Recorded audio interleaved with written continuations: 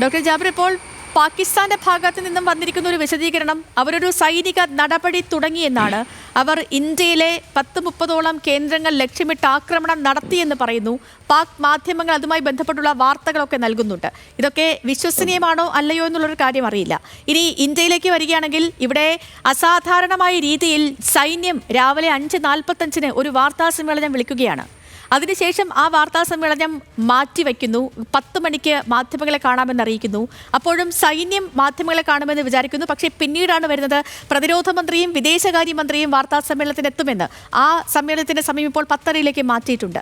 രാജ്യ തലസ്ഥാനത്ത് തിരക്കിട്ട കൂടിയാലോചനകൾ നടക്കുന്നു. ഇപ്പോഴും നമ്മുടെ രാജ്യം സൈന്യം പറയുന്നത് പരിമിതപ്പെട്ട ആക്രമണം മാത്രമാണ് പാകിസ്ഥാന് മേൽ ഇന്ത്യ നടത്തുന്നത് എന്നാണ്. നിലവിലെ സാഹചര്യങ്ങൾ നമ്മൾ പരിശോധിക്കുമ്പോൾ എന്താണ് ഡോക്ടർ ജാബിർ ഈ ഘട്ടത്തിൽ നമ്മൾ വിലയിരുത്തേണ്ടത്?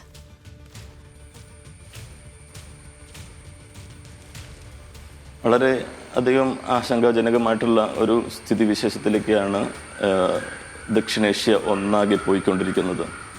നമ്മൾക്കറിയാം, ലോകത്തെ തന്നെ ഏറ്റവും അധികം ജനസംഖ്യയുള്ള ഒരു പ്രദേശമാണ്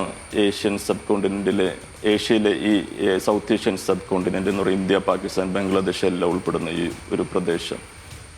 ഈ ഒരു പ്രദേശത്ത് സമാധാനം തിരിച്ചു കൊണ്ടുവരിക എന്നതിന് വേണ്ടിയിട്ട്, അല്ലെങ്കിൽ പീസ് ബിൽഡിംഗ്, അതേപോലെ തന്നെ പീസ് മേക്കിംഗ്, അതേപോലെ പീസ് കീപ്പിംഗ്, ഇത്തരത്തിലുള്ള പ്രവർത്തികൾ, ഇത്തരത്തിലുള്ള ആക്ടിവിറ്റീസ് കൊണ്ടുവരുന്നതിന് വേണ്ടിയിട്ട് അന്തർദേശീയ സമൂഹത്തിൻ്റെ ഒരു ഇടപെടൽ അത്യാവശ്യമാണ്. എനിക്ക് വളരെ അത്ഭുതം തോന്നുന്ന ഒരു കാര്യം എന്താണെന്ന് വെച്ചാൽ,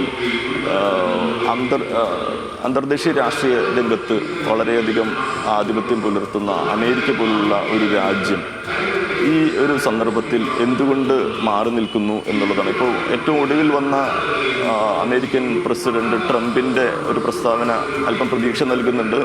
ഈ വിഷയത്തിൽ ഇടപെടും എന്ന ഒരു സൂചന നൽകിയിട്ടുണ്ട്. പക്ഷേ കഴിഞ്ഞ ദിവസം അമേരിക്കൻ വൈസ് പ്രസിഡന്റ് JD വാൻസിൻ്റെ പ്രസ്താവന, അതായത് ഈ വിഷയത്തിൽ ഇടപെടാൻ ഞങ്ങൾക്ക് താല്പര്യമില്ല, അത് അവരുടെ നൺ ഓഫ് അവർ business, that is their business എന്നുള്ള രീതിയിലുള്ള ഒരു പ്രസ്താവന വളരെയധികം ആശങ്കാജനകമാണ്. അതായത് ഈ ഇന്ത്യ പാകിസ്ഥാൻ എന്ന് പറയുന്ന ഈ രണ്ട് രാഷ്ട്രങ്ങളും നമ്മൾക്കറിയാം ചരിത്രത്തിൻ്റെ വളരെ സന്നിഗ്ധമായിട്ടുള്ളൊരു ഘട്ടത്തിൽ രണ്ടായിട്ട് രൂപീകരിക്കപ്പെട്ട് വന്നതാണ്. വളരെയധികം സംഘർഷങ്ങളും കൂട്ടക്കൊലകളും രക്തപ്പുഴകളെല്ലാം നീന്തിക്കയറിയാണ് രണ്ട് രാഷ്ട്രങ്ങളും ഈ ഒരു സ്വാതന്ത്ര്യം നേടി വന്നത്.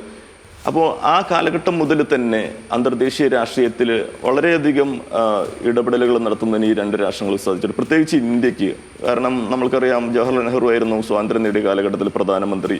നോൺ അലൈൻമെന്റ് മൂവ്മെന്റിൽ ചേരിചേരാ പ്രസ്ഥാനത്തിന്റെ ഭാഗമായി ഇന്ത്യ നിൽക്കുകയും അന്തർദേശീയ രാഷ്ട്രീയത്തിൽ വലിയ വ്യക്തിമുദ്ര പതിപ്പിച്ച ഒരു രാഷ്ട്രം തന്നെയായിരുന്നു ആ കാലഘട്ടത്തിൽ ഇന്ത്യ. നാം എന്ന് പറയുന്ന നോൺ അലൈൻമെന്റ് മൂവ്മെന്റിന് വലിയൊരു പ്രസക്തി ഉണ്ടായിരുന്നു. അത്തരത്തിലുള്ളൊരു സ്ഥാപനത്തിന്, അത്തരത്തിലുള്ളൊരു മുന്നേറ്റത്തിന്, മൂവ്മെന്റിന് പ്രസക്തി ഇല്ലാതായിരിക്കുന്ന ഒരു സാഹചര്യം ഉണ്ട്. അത്തരത്തിലുള്ള ഒരു കൂട്ടായ്മ നമുക്ക് രൂപീകരിക്കേണ്ടതുണ്ട്. മറ്റ് അന്തർദേശീയ രാഷ്ട്രീയത്തിലെ മറ്റ് ശക്തികൾ എന്തുകൊണ്ട് പിൻവാങ്ങി നിൽക്കുന്നു എന്നുള്ളൊരു ക്വസ്റ്റ്യൻ ഉണ്ട്. അവർ മുന്നിലേക്ക് വരാതെ, അതായത് റഷ്യ, ചൈന, അതേപോലെ തന്നെ UK, അതുപോലെ തന്നെ ഫ്രാൻസ്, യുണൈറ്റഡ് സ്റ്റേറ്റ്സ്, ഈ രാഷ്ട്രങ്ങൾ, അതായത് ഐക്യരാഷ്ട്രസഭയുടെ സെക്യൂരിറ്റി കൗൺസിൽ പെർമനന്റ് മെമ്പേഴ്സ് ഈ രാഷ്ട്രീയത്തിലേക്ക്, അല്ലെങ്കിൽ ഇന്ത്യ പാകിസ്ഥാൻ സംഘർഷത്തിൽ ഇടപെട്ട് അതിന് പരിഹാരം കാണാതെ പെട്ടെന്ന് നമുക്ക് ഇതിന് പരിഹാരം കാണാൻ കഴിയില്ല എന്നുള്ളതാണ് ഞാൻ മനസ്സിലാക്കുന്നത്.